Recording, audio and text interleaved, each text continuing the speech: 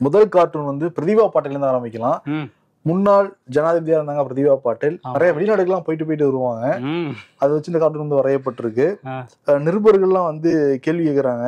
அப்ப என்ன செய்தி அப்படின்னா 205 கோடி செலவில் 22 நாடுகளுக்கு வந்து பயணம் பண்ணியிருந்தாங்க பிரதிபா பாட்டீல்.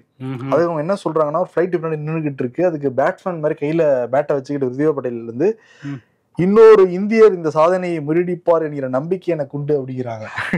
முறியடிச்சிட்டாரு. அது ஜனாதிபதி இல்ல, வேற யாரோ சொல்றீல்ல.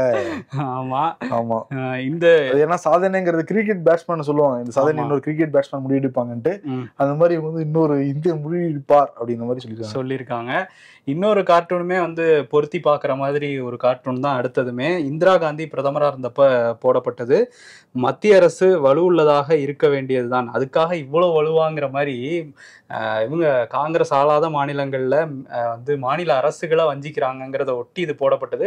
மேற்குவங்க அரசுக்கு ஒரு பஞ்சு, அதுக்கு பின்னாடி எம்ஜிஆர் வந்து எட்டி பார்த்துட்டு இருக்காரு. தமிழ்நாடு அரசு அந்த பஞ்ச் பேக்ல இந்திரா காந்தி குத்துற மாதிரி போட்டிருக்காங்க. ஒவ்வொரு மாநில அரசும் குத்துறாங்க போல தெரியுது. முதல்ல இந்திரா காந்தி வந்து மேற்குவங்க அரசை குத்துறாங்க, அடுத்த பேக்ல வந்துகிட்டு இருக்காரு எம்ஜிஆர்.